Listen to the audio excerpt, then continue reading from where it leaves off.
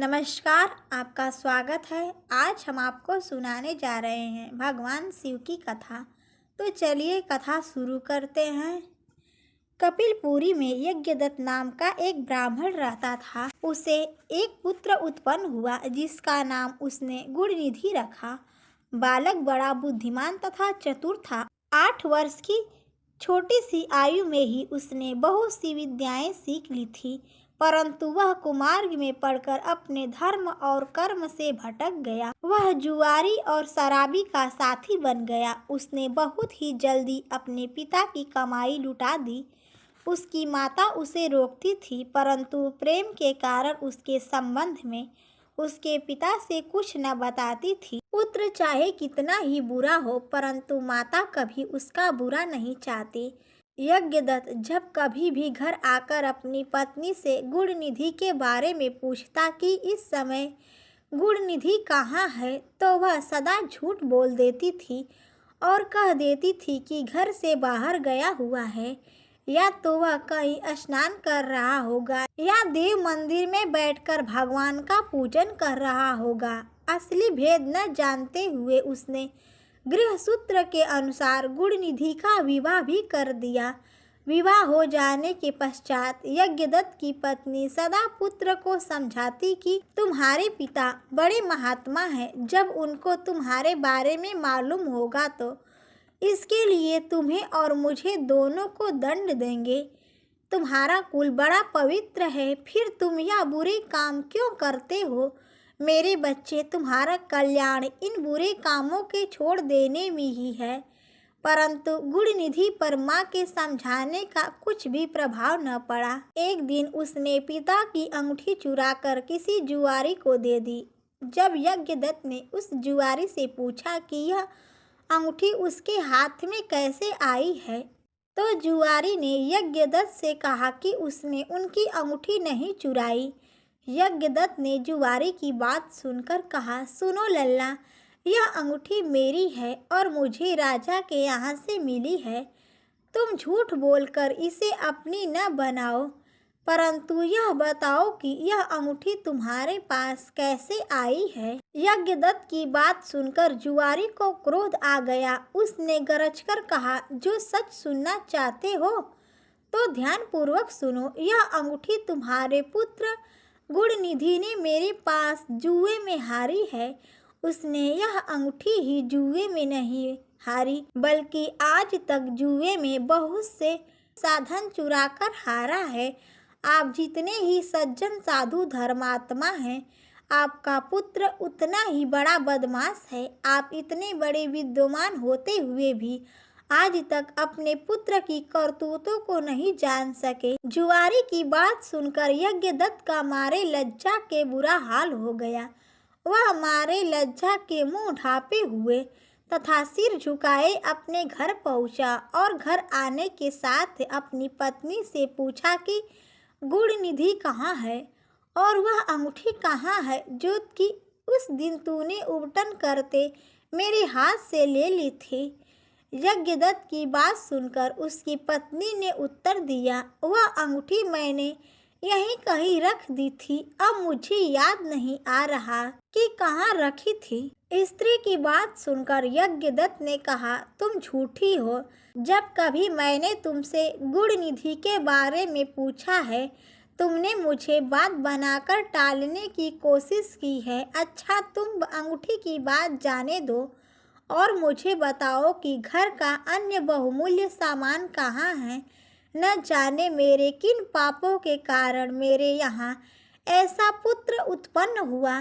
फिर जब उसने घर का दूसरा कीमती सामान देखा तो मालूम हुआ कि सभी बहुमूल्य वस्तुएं गायब थी।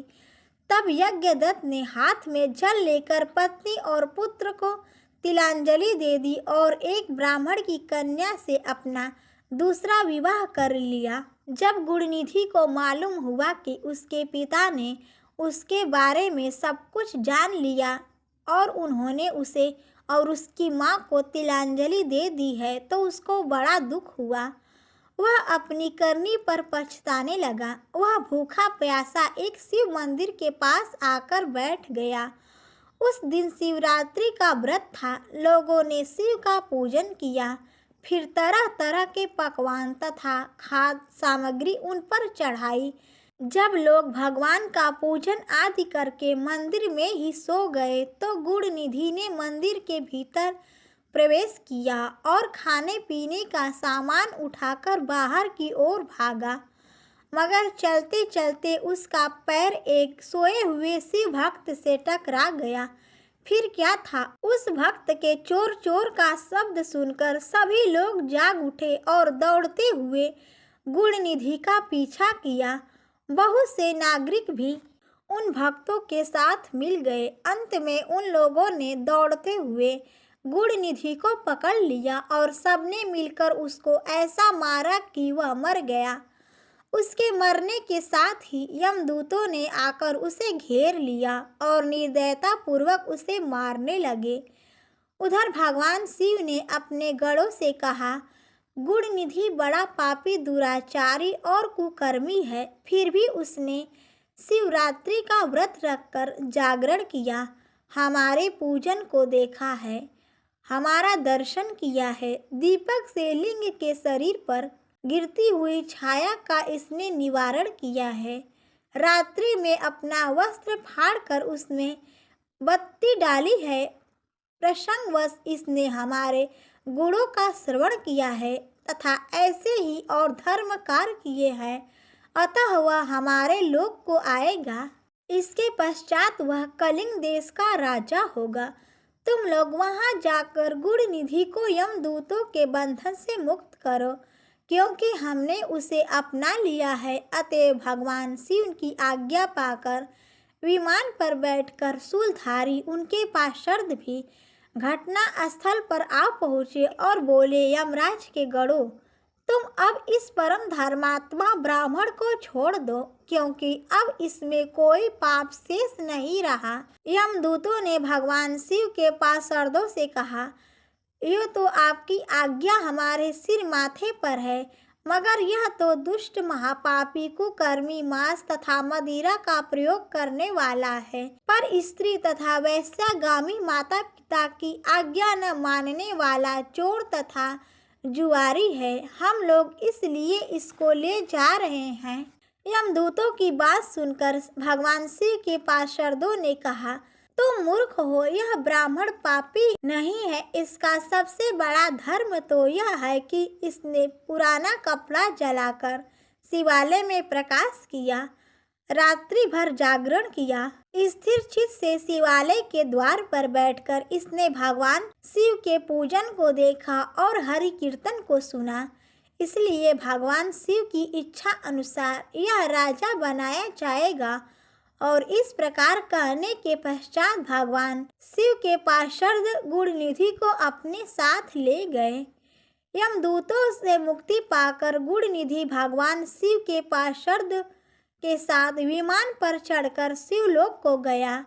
यमदूतों ने जाकर सारा वृत्तांत यमराज से कहा, जिसे सुनकर यमराज ने कहा, जो व्यक्ति भस्म रमाए हुए हो, रुद्राक्ष की माला धारण किए हो, शिवलिंग का पूजन करता हो, शिव के गुणों का गान करता हो, छल से ही सही उसके पास बिल्कुल न जाओ। यमराज ने भगवान शिव को प्रणाम करके कहा, आप इस अनजाने दोष को क्षमा कर दें। जो व्यक्ति भक्ति भाव से इस गुड़ निधि की कथा को सुनेगा या पढ़ेगा, भगवान शिव की उसके ऊपर कृपा रहेगी। वह व्यक्ति समस्त पापों से मुक्त होकर अंत में शिवलोक को प्राप्त करेगा। प्रेम से बोलो भगवान शिव की जय।